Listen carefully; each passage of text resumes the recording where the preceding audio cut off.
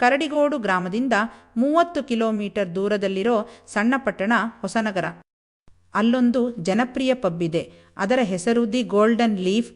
ಅದು ಯುವಕ ಯುವತಿಯರ ಆಕರ್ಷಣೆಯ ಕೇಂದ್ರವಾಗಿತ್ತು. ಆದರೆ ನಮ್ಮ ಕಥೆಯ ನಾಯಕಿ ಸುಮಿತ್ರಾ ಆ ಪಬ್ಗೆ ಹೋಗುವ ಮುಂಚೆ ಏನು ಮಾಡುತ್ತಿದ್ದಳು ಅನ್ನೋದನ್ನ ತಿಳಿಯೋಣ ಬನ್ನಿ. ಸುಮಿತ್ರಾಳಿಗೆ 22 ವರ್ಷ. ಕರಡಿಗೋಡು ಹಳ್ಳಿಯವಳು. ತಂದೆ ತಾಯಿ ರಸ್ತೆ ಅಪಘಾತದಲ್ಲಿ ಸತ್ತಿದ್ದರು. ಸದ್ಯಕ್ಕೀಗ ದೊಡ್ಡಮ್ಮಳ ಜೊತೆ ವಾಸ ಮಾಡುತ್ತಿದ್ದಾಳೆ. ನೋಡಲು ಬಹಳ ಸುಂದರವಾಗಿದ್ದಾಳೆ.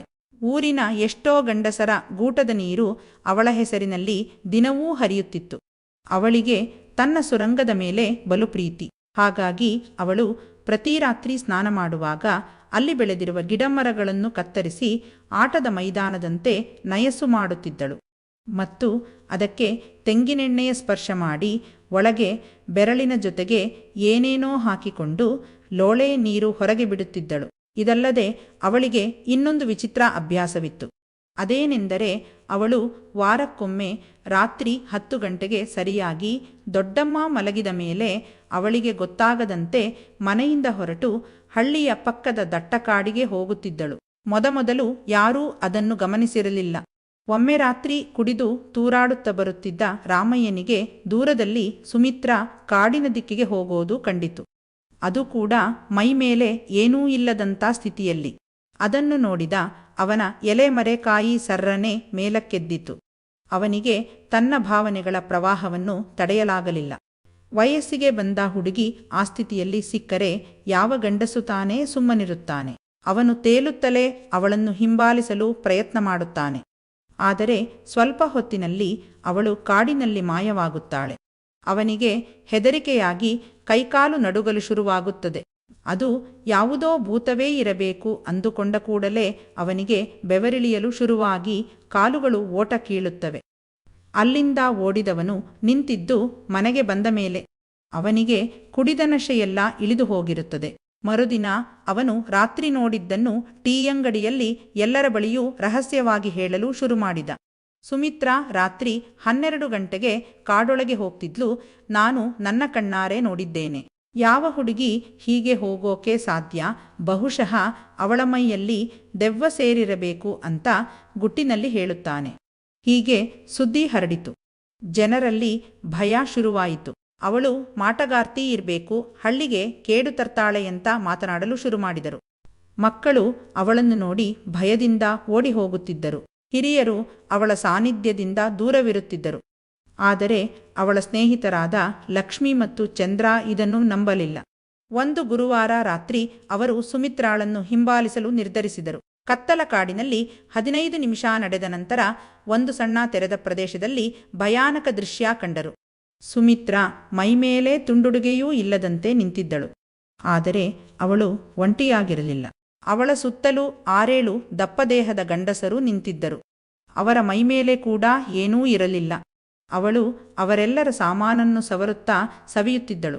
ನಂತರ ಅವಳು ಅಲ್ಲೇ ಬಂಡೆಯ ಮೇಲೆ ಮಲಗಿದಾಗ ಒಬ್ಬೊಬ್ಬರಾಗಿ ಬಂದು ಅವಳಿಗೆ ಮಾಡತೊಡಗಿದರು.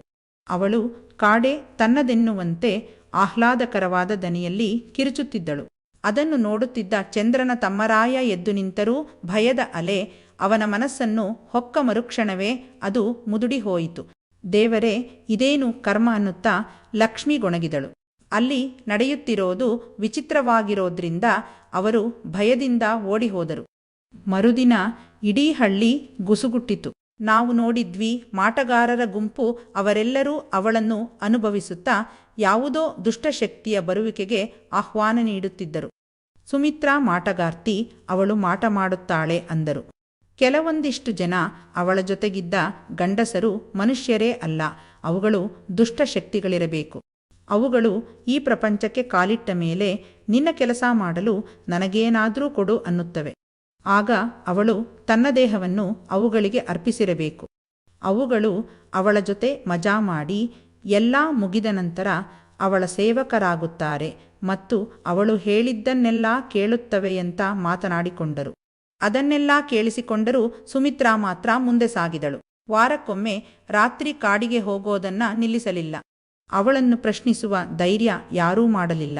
ಒಂದು ಶನಿವಾರ ರಾತ್ರಿ ಹೊಸನಗರದ ದಿ ಗೋಲ್ಡನ್ ಲೀಫ್ ಪಬ್ನಲ್ಲಿ ಹಬ್ಬ ಶುರುವಾಗಿತ್ತು. ಜನರು ನೃತ್ಯ ಮಾಡುತ್ತಿದ್ದರು. ಜೋರಾಗಿ ಮ್ಯೂಸಿಕ್ ಪ್ಲೇ ಆಗ್ತಿತ್ತು. ಮದ್ಯದ ಗ್ಲಾಸುಗಳು ಟಕ್ ಟಕ್ ಅಂತ ಶಬ್ದ ಮಾಡುತ್ತಿದ್ದವು. ಸುಮಿತ್ರಾ ತನ್ನ ಸ್ನೇಹಿತ ಚಂದ್ರನ ಜೊತೆ ಪಬ್ಗೆ ಬಂದಿದ್ದಳು. ಹಳ್ಳಿಯವರ ಕಟುಮಾತುಗಳಿಂದ ಸ್ವಲ್ಪ ವಿಶ್ರಾಂತಿ ತೆಗೆದುಕೊಳ್ಳಲು. ಅವಳು ಒಂದು ಮೂಲೆಯ ಟೇಬಲ್ನಲ್ಲಿ ಕುಳಿತಳು. ಒಳ್ಳೆ ಚಿಲ್ಡಿರುವ ಬಿಯರನ್ನು ಕುಡಿಯುತ್ತಾ ಜನರನ್ನು ನೋಡುತ್ತಿದ್ದಳು. ಹಳ್ಳಿಯಲ್ಲಿ ಅವಳನ್ನು ದೆವ್ವದ ಹುಡುಗಿ ಎಂದು ಕರೆಯುತ್ತಿದ್ದರೆ ಇಲ್ಲಿ ಯಾರೂ ಅವಳನ್ನು ಗುರುತಿಸಲಿಲ್ಲ. ಅದು ಸ್ವಲ್ಪ ಅವಳಿಗೆ ಸಮಾಧಾನ ಕೊಟ್ಟಿತು. ಅವಳು ಕುಡಿದು ಕುಡಿದು ಟೈಟಾದಳು. ಮೈಮೇಲೆ ಪ್ರಜ್ಞೆಯೇ ಇಲ್ಲದಂತಹ ಸ್ಥಿತಿ ಅವಳದಾಗಿತ್ತು. ಅಷ್ಟರಲ್ಲಿ ಒಬ್ಬ ಯುವಕ ಅವಳನ್ನು ಗಮನಿಸಿದ. ಅವನ ಹೆಸರು ಅರ್ಜುನ್. ವಯಸ್ಸು 25. ಹೊಸನಗರದ ಕಾಲೇಜಿನಲ್ಲಿ ಲೆಕ್ಚರರ್ ಆಗಿದ್ದ. ಅವನ ಸ್ನೇಹಿತರು ನೃತ್ಯ ಮಾಡುತ್ತಿದ್ದರು. ಆದರೆ ಅವನ ಕಣ್ಣು ಸುಮಿತ್ರಾಳ ಮೇಲೆ ಬಿತ್ತು. ಅವಳ ಏಕಾಂಗಿತನ, ಮುಖದ ಮೇಲಿನ ಒಂದು ರಹಸ್ಯಮಯ ಭಾವ ಇವೆಲ್ಲವೂ ಅವನನ್ನು ಆಕರ್ಷಿಸಿದವು. ಜೊತೆಗೆ ಅವಳಿಗೆ ಮೈಮೇಲೆ ಪ್ರಜ್ಞೆ ಇಲ್ಲ ಅನ್ನೋದನ್ನು ಅವನು ಅರಿತುಕೊಂಡನು. ಅವನಿಗೆ ಅಂತಹ ಹುಡುಗಿಯರೇ ಬೇಕಾಗಿತ್ತು. ಕುಡಿದು ಟೈಟಾದ ಹುಡುಗಿಯರಿಗೆ ಚೂಲು ಜಾಸ್ತಿ ಎನ್ನೋದು ಅವನಿಗೆ ತಿಳಿದಿತ್ತು. ಅದೆಷ್ಟೋ ಅಂತಹ ಹುಡುಗಿಯರನ್ನು ಕರೆದುಕೊಂಡು ಹೋಗಿ ಮ್ಯಾಟರ್ ಮುಗಿಸಿದ್ದ. ಸುಮಿತ್ರಾಳನ್ನು ನೋಡಿದ ಅವನು ಈಗ ಇವಳ ಸರದಿ ಎಂದುಕೊಂಡ. ಆಗ ಅವನ ಪ್ಯಾಂಟಿನ ಮುಂಬದಿ ಉಬ್ಬಿ ಬಂತು. ಅವನು ಎದ್ದು ನಿಂತು 2 ಮದ್ಯದ ಗ್ಲಾಸುಗಳನ್ನು ತೆಗೆದುಕೊಂಡು ಸುಮಿತ್ರಾಳ ಟೇಬಲಿನ ಕಡೆ ನಡೆದ. ಹಲೋ, ನೀವು ಒಬ್ಬರೇ ಇದ್ದೀರಿ, ನಾನೊಂದು ಡ್ರಿಂಕ್ ಆಫರ್ ಮಾಡ್ಲಾ ಅಂತ ಹುಸಿನಗೆಯೊಂದಿಗೆ ಕೇಳಿದ. ಸುಮಿತ್ರಾ ಅವನನ್ನು ಮೇಲಿಂದ ಕೆಳಗೆ ನೋಡಿದಳು. ಅವನದ್ದು ಸ್ನಿಗ್ಧವಾದ ಕಪ್ಪು ಶರ್ಟ್, ಜೀನ್ಸ್ ಪ್ಯಾಂಟ್, ಆತ್ಮವಿಶ್ವಾಸದ ನಗು. ಯಾಕೆ, ಕರುಣೆ ತೋರಿಸೋಕೆ ಬಂದ್ರಾ ಎಂದು ಅವಳು ತೀಕ್ಷ್ಣವಾಗಿ ಕೇಳಿದಳು. ಅರ್ಜುನ್ ನಕ್ಕು ಟೇಬಲ್ ಮೇಲೆ ಒಂದು ಗ್ಲಾಸ್ ಇರಿಸಿದ. ಕರುಣೆಯಲ್ಲ, ನೀವಿಲ್ಲಿ ಅತ್ಯಂತ ಸುಂದರವಾದವರಾಗಿ ಕಾಣುತ್ತೀರಿ ಎಂದು ಅವಳ ದೊಡ್ಡ ಹಣ್ಣುಗಳ ಸೀಳನ್ನು ನೋಡಿದ. ಅವನ ಸೈನಿಕ ಮತ್ತೆ ಎದ್ದು ನಿಂತ. ಅವನಿಗೀಗ ಅವಳ ಜೊತೆ ಮಂಚದ ಮೇಲೆ ಕಾದಾಡಬೇಕು ಅನ್ನಿಸುತ್ತಿತ್ತು. ಅವನು ತನ್ನನ್ನು ಅವಳಿಗೆ ಪರಿಚಯ ಮಾಡಿಕೊಳ್ತಾ, ನಾನು ಅರ್ಜುನ್, ನೀವು ಹೊಸನಗರದವರಾ ಎಂದು ಕೇಳಿದ. ಆಗವಳು ಇಲ್ಲ, ನನ್ನೂರು ಕರಡಿಗೋಡು ಎಂದಳು. ಅರ್ಜುನ್ನಿನ ಕಣ್ಣುಗಳು ವಿಸ್ತಾರವಾದವು. ಓಹ್, ನಾನು ಕೇಳಿದ್ದೇನೆ, ಅಲ್ಲೊಬ್ಬ ಹುಡುಗಿ ರಾತ್ರಿ ಕಾಡಿಗೆ ಹೋಗ್ತಾಳಲ್ಲ, ಅದೇ ಊರು ತಾನೇ ಎಂದಾಗ, ಹೌದು, ನಾನೇ ಆ ದೆವ್ವದ ಹುಡುಗಿ, ಈಗ ಹೇಳಿ ಎಂದಳು. ಅರ್ಜುನ್ ತಡೆದು, ನಿಲ್ಲಿ, ನಾನು ನಿಮ್ಮನ್ನು ದೆವ್ವದ ಹುಡುಗಿ ಎಂದು ಭಾವಿಸಿಲ್ಲ. ನೀವು ನಿಜವಾಗಲೂ ನೋಡೋಕೆ ತುಂಬಾನೇ ಸುಂದರವಾಗಿದ್ದೀರಾ ಅಂದನು. ಸುಮಿತ್ರಾ ನಿಧಾನವಾಗಿ ಕುಳಿತಳು. ಅವನ ಹೊಗಳಿಕೆಯ ಮಾತು ಅವಳಿಗೆ ಇಷ್ಟ ಆಯಿತು. ಇಬ್ಬರ ನಡುವೆ ಮಾತುಕತೆ ಶುರುವಾಯಿತು. ಸಂಗೀತ, ನಗು, ಗ್ಲಾಸುಗಳ ಶಬ್ದದ ನಡುವೆ ಅವರು ಒಬ್ಬರನ್ನೊಬ್ಬರು ತಿಳಿದುಕೊಳ್ಳಲು ಶುರುಮಾಡಿದರು. ಸುಮಿತ್ರಾ ಮೊದಲ ಬಾರಿಗೆ ಸಡಿಲವಾಗಿ ನಕ್ಕಳು. ಹೀಗೆ ಮಾತನಾಡುತ್ತಿರುವಾಗ, ನನ್ನ ಸಾಮಾನಲ್ಲಿ ನೀರು ಒಸರುತ್ತಿದೆ, ನೀವು ನನಗೆ ಮಾಡ್ತೀರಾ ಪ್ಲೀಸ್ ಅಂತ ಅವನ ಹತ್ತಿರ ಬಂದು ಎದೆಗೆ ಕೈ ಹಾಕುತ್ತಾ ಅವನ ತಮ್ಮನನ್ನು ಜೋರಾಗಿ ಅದುಮುತ್ತಾಳೆ. ಅವಳು ಕುಡಿದ ಮತ್ತಿನಲ್ಲಿ ತಾನೇನ್ ಮಾಡ್ತಿದ್ದೀನಿ ಅಂತ ಅವಳಿಗೇ ಗೊತ್ತಿರಲಿಲ್ಲ. ಒಟ್ಟಿನಲ್ಲಿ ಅವಳಿಗೆ ಚೂಲು ಹತ್ತಿತ್ತು. ಅದನ್ನು ಇಳಿಸಲು ಒಬ್ಬ ಬೇಕಾಗಿತ್ತು. ಹಾಗಾಗಿ ಅವಳು ಆ ರೀತಿ ವರ್ತನೆ ಮಾಡುತ್ತಿದ್ದಳು. ಅವನಿಗೂ ಕೂಡ ಅದೇ ಬೇಕಾಗಿತ್ತು. ಆಗವನು, ನನ್ನ ಫ್ಲ್ಯಾಟ್ ಇಲ್ಲಿಂದ 10 ನಿಮಿಷ ದೂರದಲ್ಲಿದೆ, ನೀನಲ್ಲಿಗೆ ಬರಲು ಇಷ್ಟಪಡ್ತೀಯಾ? ಅಲ್ಲಿ ಶಾಂತವಾಗಿರುತ್ತೆ, ನಾವು ಹೇಗೆ ಬೇಕಾದರೂ ಇರಬಹುದು ಅನ್ನುತ್ತಾ ಅವಳ ಮುಖಭಾವವನ್ನು ಗಮನಿಸುತ್ತಾನೆ. ಅವಳ ಕಣ್ಣುಗಳಲ್ಲಿ ಒಂದು ನಿರ್ಧಾರವಿತ್ತು, ಒಂದು ಹೊಸತನಕ್ಕೆ ಹೋಗುವ ನಿರ್ಧಾರ. ಅವಳು, ನಾನು ಬರ್ತೀನಿ, ಹೋಗೋಣ ಅನ್ನುತ್ತಾಳೆ. ಅರ್ಜುನ್ ಅವಳನ್ನು ತನ್ನ ಕಾರಿನಲ್ಲಿ ಕೂರಿಸಿಕೊಂಡು ಹೋಗುವಾಗ, ನಾನು ಎಷ್ಟು ಹೊತ್ತಂತ ಕಾಯೋದು, ಬೇಗ ಮಾಡು ಅನ್ನುತ್ತಾ ಅವಳು ತನ್ನ ಹಣ್ಣುಗಳನ್ನು ತೋರಿಸುತ್ತಾಳೆ. ಅವನ ಉದ್ರೇಕ ಇನ್ನೂ ಜಾಸ್ತಿಯಾಗುತ್ತದೆ. ಅವಳನ್ನು ಫ್ಲ್ಯಾಟಿಗೆ ಕರೆದುಕೊಂಡು ಬರೋದೇ ಅವನಿಗೆ ಹರಸಾಹಸವಾಗಿತ್ತು. ಅರ್ಜುನ್ನ ಫ್ಲ್ಯಾಟ್ ಸಣ್ಣದಾಗಿತ್ತು, ಆದರೆ ಸ್ವಚ್ಛವಾಗಿತ್ತು. ಅವರು ಒಳಗೆ ಹೊಕ್ಕಾಗ ಹೊರಗಿನ ಗದ್ದಲಕ್ಕೆ ಹೋಲಿಸಿದರೆ ನಿಶ್ಶಬ್ದತೆ ಗಾಳಿಗಿಂತ ಹಗುರವಾಗಿತ್ತು. ಅರ್ಜುನ್ ಲೈಟ್ಗಳನ್ನು ಮಂದವಾಗಿಸಿದ. ಸುಮಿತ್ರಾ ಕಿಟಕಿಯ ಬಳಿ ನಿಂತು ಕೆಳಗಿನ ಬೀದಿಯಲ್ಲಿ ಹಾದು ಹೋಗುತ್ತಿದ್ದ ಕಾರುಗಳನ್ನು ನೋಡುತ್ತಿದ್ದಳು. ಅರ್ಜುನ್ ಅವಳ ಬಳಿಗೆ ಬಂದ. ಅವರ ನಡುವೆ 1 ಇಂಚು ಅಂತರವಿತ್ತು. ಅವಳು ತಿರುಗಿ ನೋಡಲಿಲ್ಲ, ಆದರೆ ಅವಳ ದೇಹವು ಅವನ ಸನ್ನಿಧಿಯನ್ನು ಗ್ರಹಿಸಿತು. ಕೊನೆಗೆ ಅವಳು ಅವನನ್ನು ನೋಡಿದಳು. ಮತ್ತೆ ಆಳವಾದ ನೋಟ. ಅವನದ್ದು ನಿಗುರಿ ನಿಂತಿದ್ದರೂ ಅವನು ಮುಂದುವರಿಯಲಿಲ್ಲ. ಕೇವಲ ನಿಂತು ಅವಳ ಅಂದವನ್ನು ಸವಿಯುತ್ತಿದ್ದ. ಆದರೆ ಅವಳು ಮುಂದೆ ಬಂದಳು. ಅವಳ ತಣ್ಣಗಿನ ಕೈಗಳು ಅವನ ಮುಖವನ್ನು ಮುಟ್ಟಿದವು. ಮೊದಲ ಮುತ್ತು ಅವನ ತುಟಿಗಳ ಮೇಲೆ ಬಿತ್ತು. ಅದು ಹೊತ್ತಿಗೆಗೆ ಹಚ್ಚಿದ ಬೆಂಕಿಯಾಗಿತ್ತು. ನಿಧಾನವಾಗಿ, ಎಚ್ಚರಿಕೆಯಿಂದ, ಸುಮ್ಮನಿರುವುದರಿಂದ ಬಂದ ನಿರಾಶೆಯಿಂದ ಅವರಿಬ್ಬರ ನಡುವಿನ ಅಂತರ ಕರಗಿಹೋಯಿತು. ಬಟ್ಟೆಗಳು ಕೆಳಗೆ ಜಾರಿದವು. ಚರ್ಮವು ಚರ್ಮವನ್ನು ಭೇಟಿಯಾಯಿತು. ಉಸಿರಾಟಗಳು ತ್ವರಿತಗೊಂಡವು, ನಂತರ ಏಕೀಕೃತವಾದವು. ಅರ್ಜುನ್ ಅವಳ ಶರೀರದ ಒಳಹೊಕ್ಕಾಗ ಅವಳು ನಿಟ್ಟುಸಿರುಬಿಟ್ಟಳು. ಒಂದು ಧ್ವನಿ ಅರ್ಧ ನೋವು, ಅರ್ಧ ಪರಿಪೂರ್ಣತೆಯಿಂದ ಕೂಡಿತ್ತು.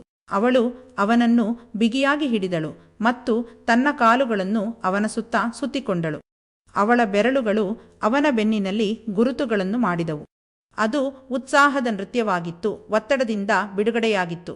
ಅದು ಸುಮಿತ್ರಾ ಬಹಳ ಕಾಲದಿಂದ ಹುಡುಕುತ್ತಿದ್ದ ಏನನ್ನೂ ಭಾವಿಸದಿರುವಿಕೆ. ಅವಳು ಅವನ ಹೆಸರನ್ನು ಕರೆದಳು. ಅದು ಅರ್ಜುನ್ ಕೇಳಿದ ಅತ್ಯಂತ ಸುಂದರವಾದ ಶಬ್ದವಾಗಿತ್ತು.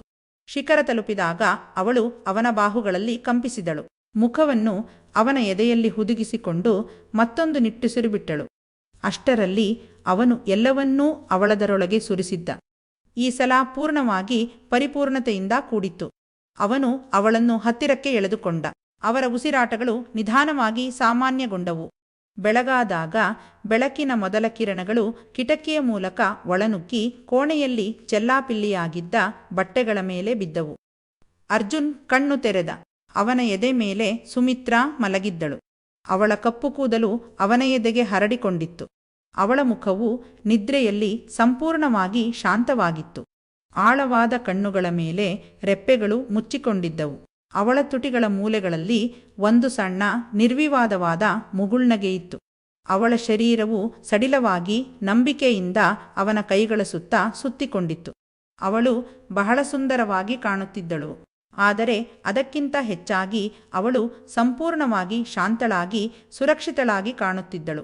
ಆ ರಾತ್ರಿಯ ನಂತರದ ಅವಳ ಮುಖದ ಮೇಲಿನ ಆ ಶಾಂತಿಯನ್ನು ನೋಡಿ ಅರ್ಜುನಿನ ಹೃದಯ ಭಾವನೆಗಳಿಂದ ತುಂಬಿ ತುಳುಕಿತು. ಇದು ಕೇವಲ ಶಾರೀರಿಕ ಸಂಬಂಧವಾಗಿರಲಿಲ್ಲ. ಇನ್ನೂ ಏನೆಂದು ಅವನಿಗೆ ಗೊತ್ತಿರಲಿಲ್ಲ, ಆದರೆ ಅದು ಏನೋ ಮಹತ್ವದ್ದಾಗಿತ್ತು. ಅವನು ಮೆಲ್ಲನೆ ಅವಳ ಕೂದಲನ್ನು ಹಿಂಗಿಸಿದ. ಸುಮಿತ್ರಾ ಗುಣುಗಿದಳು. ಅವಳ ಕಣ್ಣುಗಳು ಮೆಲ್ಲನೆ ತೆರೆಯುತ್ತಿದ್ದಂತೆ ತನ್ನ ಪಕ್ಕದಲ್ಲಿ ನಿರ್ವಸ್ತ್ರವಾಗಿ ಮಲಗಿದ್ದ ಹುಡುಗನನ್ನು ನೋಡಿ ಶಾಕಾದಳು.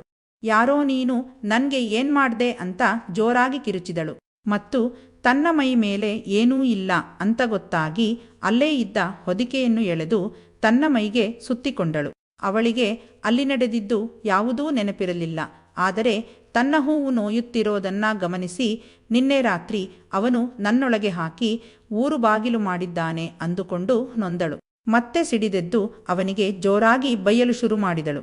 ಆಗ ಅರ್ಜುನ್ ಇದರಲ್ಲಿ ನಂದೇನೂ ತಪ್ಪಿಲ್ಲ, ಬೇಕಿದ್ರೆ ನೋಡು ಅಂತ ಅವಳಿಗೆ ಮಾಡುವ ಮುಂಚೆ ತೆಗೆದ ವಿಡಿಯೋ ತೋರಿಸುತ್ತಾನೆ.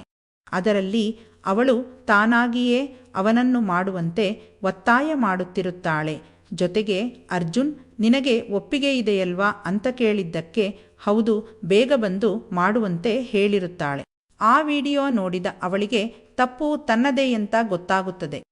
ನಾನಷ್ಟು ಕುಡಿಬಾರದಿತ್ತು ಅಂದುಕೊಳ್ಳುತ್ತಾಳೆ ಮತ್ತು ಅವನ ಬಳಿ ನೀನು ಒಳಗೆ ಬಿಟ್ಯಾ ಇಲ್ಲ ಹೊರಗೆ ಬಿಟ್ಯಾ ಅಂತ ಕೇಳ್ತಾಳೆ.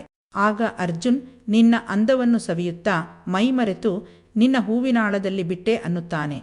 ಅವಳು ಮೆಲ್ಲನೆ ಎದ್ದು ಹೊದಿಕೆಯನ್ನು ಎಸೆದಳು. ಅರ್ಜುನ್ ಅವಳನ್ನು ನೋಡುತ್ತಾ ಬೆಳಕಿನಲ್ಲಿ ಅವಳ ಶರೀರದ ರೇಖೆಗಳು ಹೇಗೆ ಗೋಚರಿಸುತ್ತೆ ಅನ್ನೋದನ್ನ ಗಮನಿಸುತ್ತಿದ್ದ. ಅವಳು ನಾಚಿಕೆ ಪಡದೆ ನೆಲದ ಮೇಲೆ ಚೆಲ್ಲಾಡಿದ್ದ ತನ್ನ ಬಟ್ಟೆಗಳನ್ನು ಎತ್ತಿಕೊಂಡಳು. ಅವಳು ಅವುಗಳನ್ನು ಧರಿಸುತ್ತಿದ್ದಂತೆ ಅರ್ಜುನ್ ಅವಳನ್ನು ನೋಡುತ್ತಲೇ ಇದ್ದ. ಅವನು ಅವಳೊಂದಿಗೆ ಹಂಚಿಕೊಂಡಿದ್ದ ಆ ರಹಸ್ಯವಾದ ಸುಂದರ ಕ್ಷಣಗಳನ್ನು ನೆನಪಿಸಿಕೊಳ್ಳುತ್ತಿದ್ದ. ಅವಳು ತಯಾರಾಗುತ್ತಿದ್ದಂತೆ ನಿನ್ನ ನಂಬರ್ ಕೊಡ್ತೀಯಾ ಅಂತ ಕೇಳಿದ. ಸುಮಿತ್ರಾ ನಿಂತು ಅವನನ್ನು ನೋಡಿದಳು. 1 ಸೆಕೆಂಡ್ ಮಾತ್ರ ಅನಿಶ್ಚಿತತೆ. ನಂತರ ನಂಬರನ್ನು ಅವನ ಮೊಬೈಲಿನಲ್ಲಿ ಸೇವ್ ಮಾಡಿದಳು. ನಂತರ ಅವಳು ಹೊರಟು ಹೋದಳು. ಕೋಣೆಯಲ್ಲಿ ಅವಳ ಸುಗಂಧ ದ್ರವ್ಯದ ನಿಶ್ಚಲವಾದ ವಾಸನೆ ಉಳಿದುಕೊಂಡಿತು.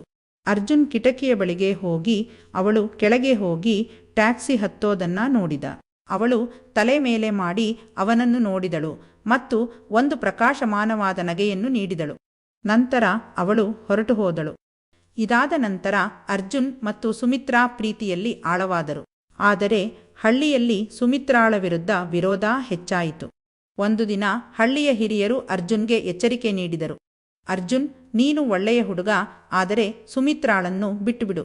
ಅವಳು ರಾತ್ರಿ ಕಾಡಿನಲ್ಲಿ 6-7 ಗಂಡಸರ ಜೊತೆ ಮಾಡಿಸಿಕೊಳ್ಳೋದನ್ನ ನಮ್ಮೂರಿನ ಕೆಲವರು ನೋಡಿದ್ದಾರೆ ಅನ್ನುತ್ತಾರೆ. ಅದನ್ನು ಕೇಳಿದ ಅರ್ಜುನ್ ಕೋಪಗೊಂಡು, ನಿಲ್ಲಿಸಿ, ಸುಮಿತ್ರಾ ತುಂಬಾ ಒಳ್ಳೆಯವಳು. ನಾನವಳನ್ನು ತುಂಬಾ ಪ್ರೀತಿಸುತ್ತೇನೆ ಮತ್ತು ನಂಬುತ್ತೇನೆ ಅಂದನು.